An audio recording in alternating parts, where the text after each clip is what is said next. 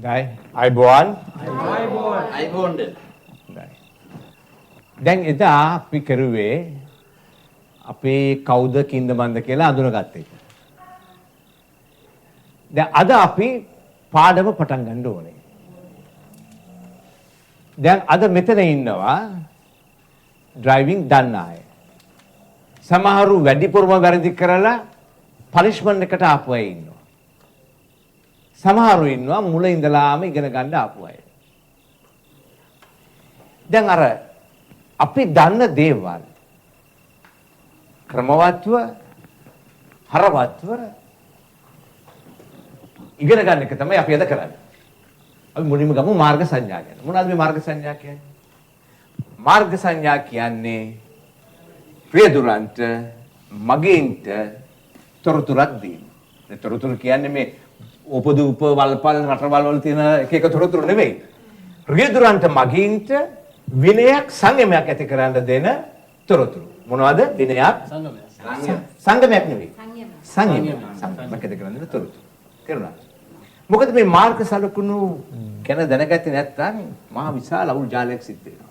මොකද මාර්ග සලකුණු සමහරක් රතු පාටයි, කහ පාටයි, සමහරක් රවුම්, සමහරක් හතරස්, එක එක নানা විදිහේ තියෙනවා. ඒකනේ ඇත්ත තමයි. ඔව් කරදර જાති. ඔය පෝඩ් ඔක්කොම පාරේ අයින් කරලා දැම්මා කිසි කරදරයක් නැහැ.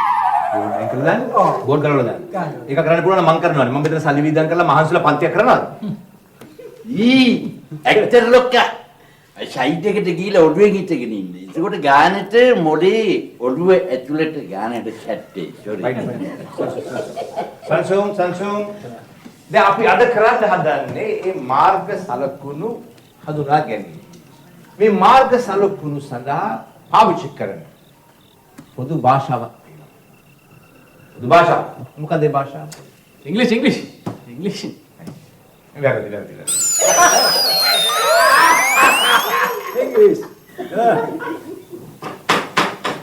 ඉංග්‍රීසි පාවිච්චි කරන්නේ 1% විතරයි.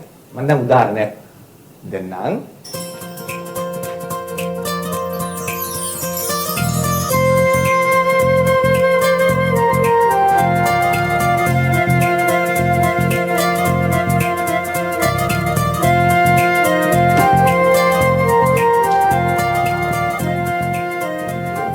මොකද්ද මේ?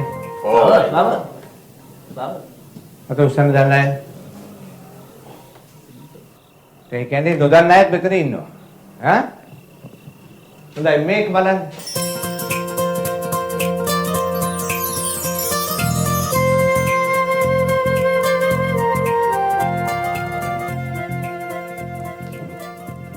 ඒක නම් කවුරුත් දන්නවා. ඒ කවුරුත් දන්න භාෂාවට පොදු භාෂාවට තමයි කියන්නේ රූප භාෂාව කියලා. ලස්සන මලක්ස මං ඕක පොතේ අලව ගන්නද? කියන්නේ කල්පන වෙන්න එපා අපි වට නිබන්ධ සපයනවානේ. නිබන්ධ සපයනවා. දැන් මේ මාර්ග සංඥා සලකුණු ගැන පාලිත කියන්න බලන්න අදහස්. සර් දැන් ඔය පාරයිනේ ඔය පාටින් බෝඩ් හයි කරලා තියෙනවනේ. නෝ හරි ඉතින් ඒකෙන් දක්වන අදහසක් ගැන කියන්නකෝ. සංඥාවකින් තරහ වෙන්න එපා මම කිව්වට. මොකද දන්නවද මට ඔය මේ වාහනේ එලවනකොට ඔය බෝඩ් බලා ඉන්න විදියක් නැහැ. මම වාහනේ එලවනවා. නෑ ඒක පොඩ්ඩක් දාතක තරහ වෙන්නේ මම. හොඳයි මේ යමක් දැන උගත් කවිරත්න මහත්මයා. ඔබතුමා කියන්නකෝ මේ මාර්ග සංඥා ගැන යමක්. මාර්ග සංඥා යනු මහත්මයා කෙටි පණිමුඩයකි. එසේත් නැත්නම් ඉංගියකි. මේ ගැන තව දුරටත් විස්තරාත්මකව පවසන්නේ නම් දැනට ඇති. ප්‍රමාණවත්ද? අපි නිවාඩු වෙලාවක කවිරත්න මහත්තයා හම්බෙලා වෙන අර්ථ දක්වමුකෝ. පොදුවේ ගත්තාම මේ සියලු දෙනාටම මාර්ග සංඥා ගැන තියෙන දැනුම උනන්දුව අඩු බව පැහැදිලිව පේනවා. ඒ නිසා ඔබ සියලු දෙනා කිසිත් නොදන්නවා කියන පදනම මත ඒ උපකල්පනය මත අපි මුල ඉඳලම මේ මාර්ග සංඥා ගැන සාකච්ඡා කරමු. අපි ඒ මොකද මට සමා වෙන්න සර්.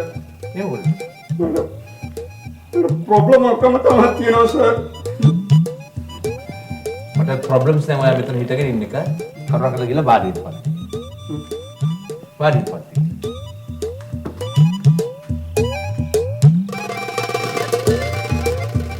හොඳයි. අපි දැන් කතා කරේ මාර්ග සංඥා ගැන. දැන් අපි මාර්ග සංඥා ගැන තේරුම් ගන්නට හඳුනා ගන්නට පාස් වෙන්න අපි දැන් මේ මාර්ග සංඥා අපි අතර බෙදා ගන්න. සර් මට කරදර අඩු සංඥා කිහිපයක් ලබා දෙන්න. එහෙම මොකද? ඇයි සර් දැන් කිව්ව සංඥා ටික අපි අතර බෙදාගමු කියන්නේ? හරි ටියුඩර් මම සංඥා බෙදාගමු කියලා කිව්වේ මේ අපි අතර මේවා ටික බෙදා ගන්න එක නෙවෙයි. පාසු වීම පිණිස හඳුනා ගැනීම පිණිස. දැන් මේ මාර්ග සංඥා අපිට වර්ග කරන්න පුළුවන් කොටස් තුනකට. එක තමයි අනතුරු ඇඟවීමේ සංඥා. පාලන සංඥා, තොරතුරු සංඥා. තේරුණාද? එතකොට මේ අනතුරු ඇඟවීමේ සංඥා ඉතාමත්ම ලේසි හඳුනා ගන්න බොහොම පහසුයි. මේ වගේ කහ පාට පසුබිමක සවි කරලා තියෙන්නේ. තේරුණාද? දැන් මේ අනතුරු ඇඟවීමේ සංඥා වලින් කෙරෙන්නේ මොකක්ද? කෙරෙන්නේ අනතුරක් මේ ප්‍රදේශයේ සිදුවිය හැකි බවට. අනතුරක් සිදුවිය හැකි කියලා මේ ප්‍රදේශයේ පෙන්눔 කරලා දෙනවා. රියදුරාට පෙන්눔 කරලා දෙනවා මේ ප්‍රදේශයේ අනතුරක් සිදුවිය හැකි කියලා. ඒක කලින් දැන්වීමක් කරන්නේ.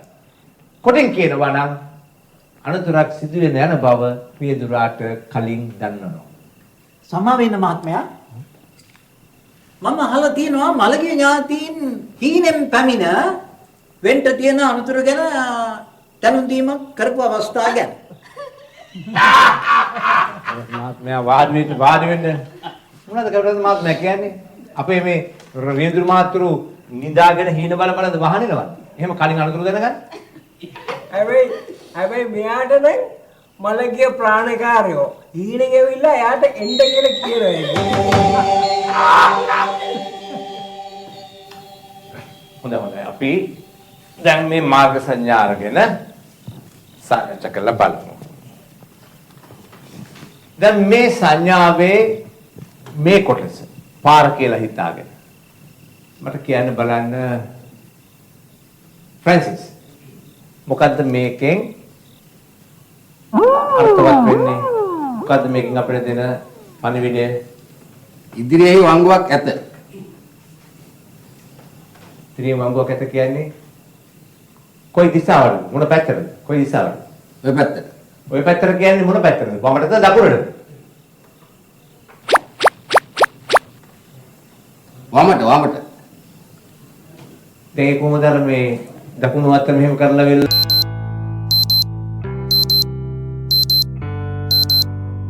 හැම මොහොතකම ක්‍රියාශීලීව ඉන්න වැඩි දියුණු කළ නව ඇන්ලීන් දැන් අලුත් රසයකින්. කිව්වේ මේ දිශා හරියට සමන් දැන් ටිකට් ඉස්සෙල්ලා වත් කෑයි. දකුණු අත තාම මාළු දුන්නයි. ෆ්‍රැන්සිස් හැමදාම මාළු කන්න හම්බෙන්නේ නැහැ.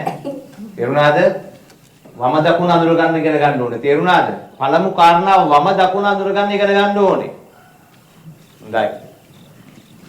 දැන් කවුද ඊළඟට? චෝලි නේද? චෝලි කියන බලන්න මේ සංඥාවෙන් මොකද්ද කියන්නේ? මොකද්ද කියන්නේ බලන්න මේ සංඥාවෙන්? මෙහෙම වංගුවයි මෙහෙම වංගුවයි. මෙහෙම වංගු කියලා හරියන්නේ නැහැ. මේක කියන්නේ මේ මොන දිශාවටද මොන පැත්තටද තියෙන්නේ කියන්නේ? වමට එකයි නෑ දකුණට එකයි. මේ ඔයාටත් අමාරු නම් ඔයා ගිහිල්ලා මාළු කෑමයක් කාලා එන්න. නෑ හරි. වමට වංගුවයි දකුණට වංගුවයි. දකුණට වංගුවයි. හොඳයි. එහෙනම් බලන්න දැන් එක්කෙනෙක් කියන්න මේ කවුද ටියුටර් හැංගෙන එපා. මේ මොකක්ද? ඕක සිරා වංගුව.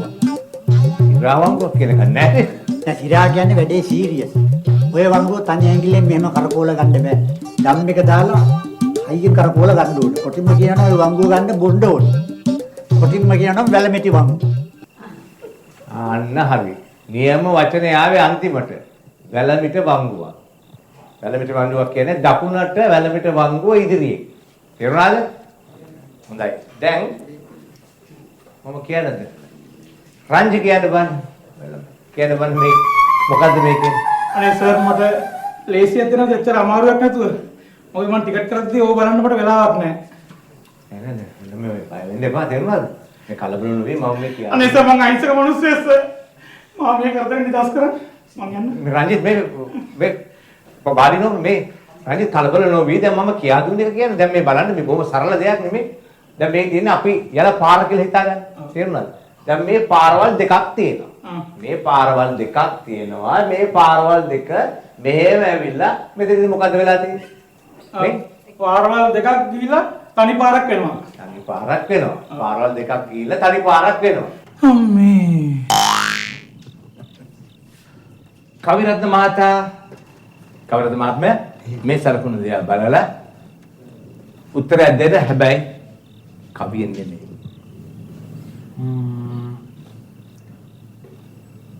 උඩ කොටස පටුය. පහළ තරම පළල්ය. උඩ යන ඉදිරියයි. එනම් ඉදිරියේ පටුය. පිළිතුර නිවැරදිය එහෙත් එය තරමක් දිගයි. හැබැයි නම් කෙටි කළද කිව හැකියි. හොඳයි. වඩ මිස් බොනිරා ෆර්නැන්ඩෝ ඔයා මොනවද හිතන්නේ මේ සලකුණ ගැන?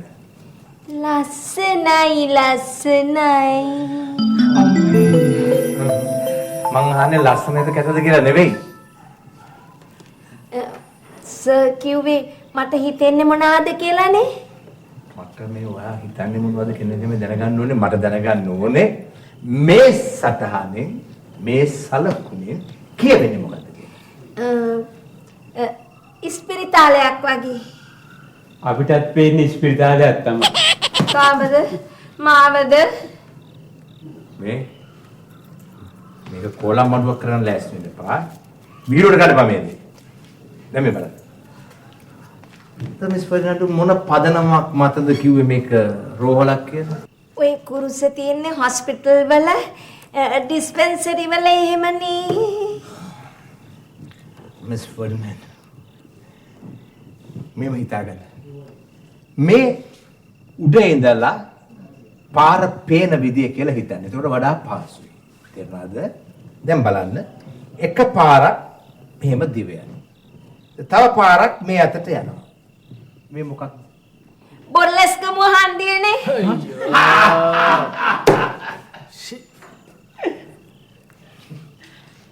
මිස් ෆර්නැන්ඩෝ මේ සලකුණු ජාත්‍යන්තරව පාවිච්චි කරන සලකුණු.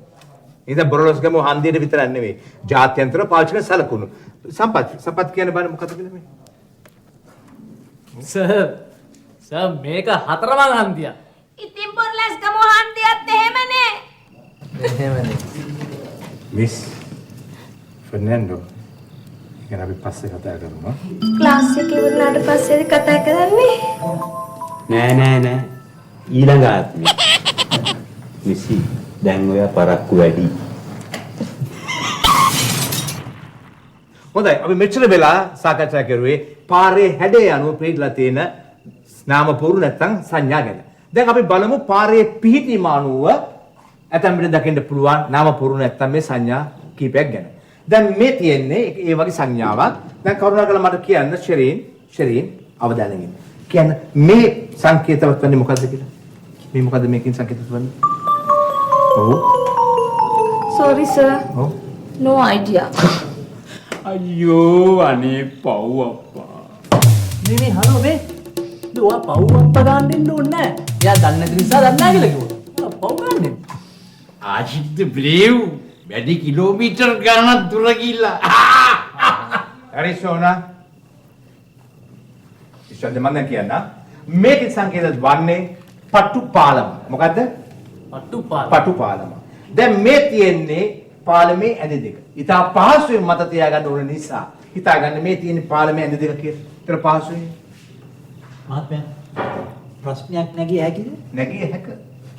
පටුපාලමක් කෙසේ සංකේතවත් වන්නේ නම් පළල් පාලම කෙසේ සංකේතවත් විය යුතුද? කවිරාජ මහත්මයා අපි බොහෝ දුරට මේ සංකේත තුලින් කරන්නේ අනතුරක් සිදුවේ හැකි බවට වේලාසනින් රේදුරන්ට ඉඟියක් දීම. ඒ නිසා දැන් පටු පාලමක අනතුරක් සිදුවේ ප්‍රවණතාවය වැඩි. පළල් පාලමක එහෙම ප්‍රවණතාවයක් නැහැ. පළල් පාලමක ඉඩකඩක් තියෙනවා වාහන වලට එහා මෙහා යන්න. ඒ නිසායි පටු පාලමක මේ වගේ අනතුරක් සිදුවේ හැකි කියලා වේලාසනින් අපි ඉඟියක් දෙන්නේ. පැහැදිලිද? පැහැදිලි. ඉතා පැහැදිලි. දැන් මම තවත් සලකුණු කීපයක් ගන්නවා. දැන් මේ සලකුණෙන් කියන්නේ ඉදිරියෙන් නවතුන කියන එක. ඉතින් සමහර සලකුණු තියෙනවා ඒක දක්ක ගමම්ම ඒක අදහස් කරන දේ එක පාට තමුන්ලට ඔලුවට එන්නේ නැති වෙයි. ඒ නිසා මේක මතක තියාගන්න. මතක තියාගන්න පහසු වෙන්නේ මම කියන්නම් මේ තියෙන්නේ ඉදිරියෙන් නවතුන කියන සංඥාව. එතකොට මේ තියෙන්නේ ඉඩ දෙනු කියලා සංඥාව. වාහනයකට ඉදිරියෙන් වාහන ඉඩ දෙනු කියන සංඥාව මේ තියෙන්නේ. සර් කාටද ඔය ඉඩ දෙන්නේ? කුණු ට්‍රැක්ටර් වලට. මට පාට එක ගන්න දෙපා හරිද? අද කතාවට ආව කුණු පුරපු ට්‍රැක්ටර් එක ගෙනල්ලා තමුෂලා ගෙදර ඉස්සරහට කරලා යක්ලු වරන් යන ගෙදර. හරිද? ඉල්ලුවක් කළේ මචං. පොඩක් ඉන්න. සසුදෙන්න. කෙටර් මහත්තයා මම කිව්වේ ඉදිරියෙන් එන වාහන වලට තමයි ඉඩ දෙන්න ඕනේ කියලා. යෝ මට මාත්‍ය කියන්න බප්පා. මට කවුරුත් හරි මාත්‍ය කියලා කතා කරන්නේ නැහැ. මට නේ කෙතේ වානේ. හොඳයි. බරි අපි බලමු තම සලකුණු කීපයක්. කාටද කියන්න පුළුවන්ද මේ මොකද්ද කියලා? සර් කරලයිස් ඉදිරියේ. ඔව්. ආලෝක සංඥා ඉදිරියෙන්. හොඳයි. බලන්න මෙන්න මේක සංඥාව ගැන. මාර පල්ලමක් සර්. මොකද?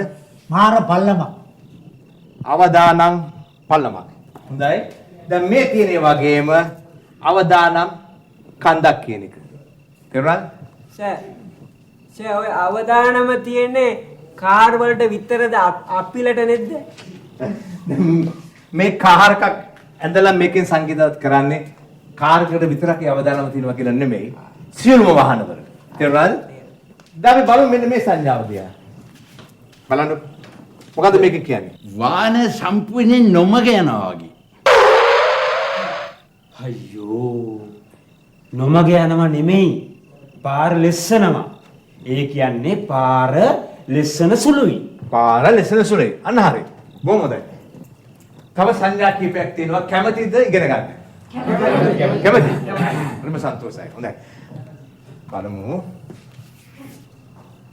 මේකෙන් සංකේතත් වෙන්නේ මොකද්ද? කියන බාන චෝලි කියන බාන. සර් ඔය පාරමාරු වෙන ස්ථානේ. අපි මෙහෙම කියමු. පාරමාරු ස්ථානය කියලා කියන්නේ දැන් පාරමාරු ස්ථානයක් සංකේතත් වෙන සටහන තියෙන්නේ නිල් පාට පසුබිමක. මේකෙන් කියන්නේ පදික මාරුව ඉදිරියෙන්. අපි දැන් බලමු මේ සංඥාව ගැන. මොකද මේකෙන් කියන්නේ? මේ රේල්වේ ක්‍රොසින් එක. ඔව් ගේට්ටුවක් සහිත දුම්රිය මාර්ගය. එතකොට මේකේ මොකද කියවෙන්නේ කියලා කියන බාන චෝලි. මොකද්ද මේකෙන් කියවෙන්නේ? සර් ඕක දුම්රිය එන්ජිමක්. එන්ජිම තමයි දුම්රිය බර සේරම අදින්නේ. ඒක නිසා එන්ජිම හරිම වැදගත්.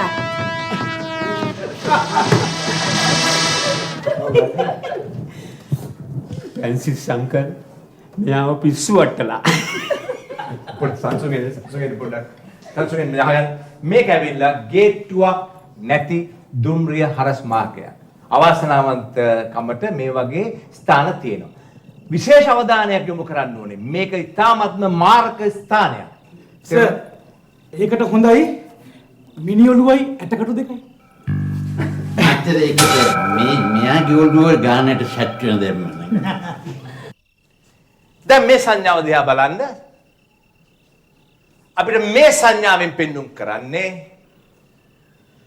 ඉදිරියේදී ගවයන් ඕ එවැනි සතුන් ෆැමිලි ප්‍රොබ්ලම්ස් තියනා නෑ මේ මොකද අනතුරු ඔක්කොම තියනා කියලා නෑ පෙන්වන්නේ. අනතුරු වළක්වා ගන්න. මේ සියලු දේවල් ඉතාමත්ම උපයෝගී වෙනවා. වැදගත් කියලා. වැදගත්. අබු ෆැමිලි නෙවෙයි. ෆැමිලි නෙමෙයි. අනතුරු. අනතුරු. හොඳයි? හොඳයි. හොඳයි. දැන් මම සියලු දෙනාටම කියනවා සුබ රාත්‍රියක්. good night. පරිස්සමෙන් ගෙවල් වලට යන්න ඕනේ. හොඳයි? සුබ රාත්‍රියක් කවුරුද මහත්මයා? හරි නේද?